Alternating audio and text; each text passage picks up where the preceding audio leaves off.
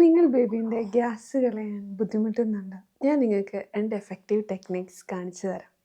Feeding ടൈമിൽ baby air swallow ചെയ്യാറുണ്ട്. അത് വയറിൽ ട്രാപ്പായി കിടക്കും. അത് ബേപ്പ് ചെയ്ത് കളയേണ്ടത് അത്യാവശ്യമാണ്. അപ്പം നമുക്ക് ടെക്നിക്കിലേക്ക് കിടക്കാം. ആദ്യത്തേത് ഓവർ ദ ഷോൾഡർ മെത്തേഡ്. പേര് പോലെ തന്നെ ഷോൾഡറിൽ നമ്മൾ ബേബീനെ കിടത്തിയിട്ട് ഗ്യാസ് കളയുന്നു.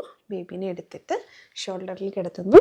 മേക്ക് ഷുവർ ബേബീൻ്റെ ഫേസ് മുകളിലേക്ക് നമ്മുടെ ഷോൾഡറിന് മുകളിലാണ് നിൽക്കുന്നതെന്ന് ഉറപ്പ് വരുത്തുക. അതിനുശേഷം ഒരു ഹാൻഡ് ബേബീൻ്റെ ബോട്ടം ഒരു ഹാൻഡ് വെച്ച് ഇടത് കൈ വെച്ചിട്ട് അല്ലെങ്കിൽ നോൺ ഡോമിനൻറ്റ് ഹാൻഡ് വെച്ചിട്ട് സപ്പോർട്ട് ചെയ്യുന്നു. എന്നിട്ട് നമ്മുടെ ഡോമിനൻറ്റ് ഹാൻഡ് വെച്ചിട്ട് ബേപ്പ് ചെയ്യുന്നു. ബേപ്പ് ചെയ്യുമ്പോൾ ശ്രദ്ധിക്കുക, കറക്റ്റ് ടമ്മീൻ്റെ ആ ഒരു ഭാഗത്തായിട്ട് വേണം ബേപ്പ് ചെയ്യാൻ. ജെൻ്റ്ലി ബേപ്പ് ചെയ്യണം. ഇപ്പം ഗ്യാസ് ഓൾറെഡി പോയിട്ടുണ്ട്. അപ്പം ജെൻ്റ്ലി ഇങ്ങനെ ബേപ്പ് ചെയ്യുക. ബേപ്പ് ആയില്ല എന്ന് കാണുവാണെങ്കിൽ ജസ്റ്റ് മസാജ് ചെയ്യുക.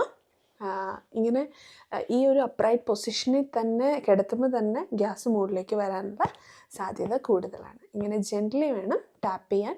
കപ്ഡ് ഹാൻഡാണ് യൂസ് ചെയ്യേണ്ടത്. നമുക്ക് രണ്ടാമത്തെ ടെക്നിക്കിലേക്ക് നോക്കാം. രണ്ടാമത്തെ ടെക്നിക്ക് സിറ്റിംഗ് അപ്രൈറ്റ് പൊസിഷൻ കേട്ടോ. അപ്പോൾ ഇതിനകത്ത് നമ്മൾ ബേബീനെ നമ്മുടെ ലാപ്പിൽ സിറ്റ് ചെയ്ത് ഇരുത്തുന്നു. എന്നിട്ട് നമ്മൾ ബേപ്പ് ചെയ്യുന്നു. ഇതിനകത്ത് ബേബീനെ നമ്മുടെ ലാപ്പിൽ ഇരുത്തുന്നു. നമ്മുടെ 2 ഫിംഗേഴ്സ് സി ഷേപ്പിൽ വെച്ചിട്ട് ബേബീൻ്റെ ചിന്നിനെ സപ്പോർട്ട് ചെയ്യുന്നു. ഹെഡ് സപ്പോർട്ട്, ചിന്ന അല്ലെങ്കിൽ ഹെഡ് സപ്പോർട്ട് ചെയ്യുന്നു.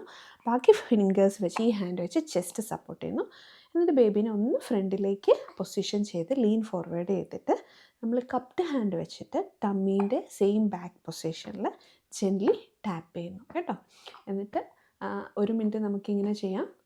അതിൻ്റെ കൂടെ ജസ്റ്റ് മുകളിലേക്ക് മസാജ് ചെയ്യാം. പിന്നെ ബേബി വീണ് പോകുമോ അങ്ങനെയൊക്കെ ഡൗട്ട് ഉണ്ടാകും. പക്ഷേ ഈ കൈ എപ്പോഴും നമുക്ക് സപ്പോർട്ട് ചെയ്യാനുണ്ടാവും. പാറ്റ് ചെയ്യുക. ബേബി മൂവ് ചെയ്യുന്നുണ്ടെന്ന് തോന്നുവാണെങ്കിൽ ഇത് വെച്ച് നമുക്ക് സപ്പോർട്ട് ചെയ്യാം. അപ്പോൾ നമുക്ക് 1-2 ടിപ്സിലേക്ക് പോകാം.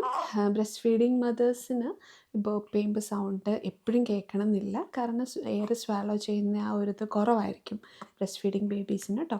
പിന്നെ നമ്മൾ ബ്രസ്റ്റ് ഫീഡിങ് അമ്മമാരാണെങ്കിൽ ഒരു ബ്രസ്റ്റിലെ മിൽക്ക് കൊടുത്തതിന് ശേഷം ബേപ്പ് ചെയ്തിട്ട് മറ്റ് ബ്രസ്റ്റിലെ മിൽക്ക് കൊടുക്കാൻ നോക്കുക. എന്നിട്ട് ഫൈനലി ഒന്നുകൂടെ ബേപ്പ് ചെയ്യുക. ഇനി ബോട്ടിൽ ഫീഡ് ആണെങ്കിൽ ഹാഫ് മിൽക്ക് കൊടുത്തതിന് ശേഷം ബേപ്പ് ചെയ്യുക. അത് കഴിഞ്ഞ് ഫൈനലി ഒന്നുകൂടെ ബേപ്പ് ചെയ്യുക. പിന്നെ പറയാനുള്ളത്, ഒരു ടെക്നിക്ക് യൂസ് ചെയ്തിട്ട് ബേപ്പ് സൗണ്ട് വന്നില്ല, ഗ്യാസ് പോയില്ല എങ്കിൽ മറ്റ് ടെക്നിക്കും കൂടെ യൂസ് ചെയ്യാവുന്നതാണ്. കഴിവതും 1 മിനിറ്റ് 2 ടെക്നിക്കും കൂടെ യൂസ് ചെയ്യാവുന്നതാണ്. ബേപ്പ് സൗണ്ട് ഇപ്പോൾ ഒരു തവണ വന്നില്ലെങ്കിൽ ടെൻഷൻ അടിക്കാനൊന്നുമില്ല. നെക്സ്റ്റ് ടൈം ട്രൈ ചെയ്യാവുന്നതാണ്.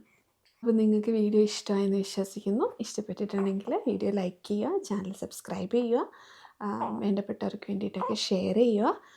മറ്റൊരു വീഡിയോ കാണുന്നത് വരെ ബൈ, ടേക്ക് കെയർ.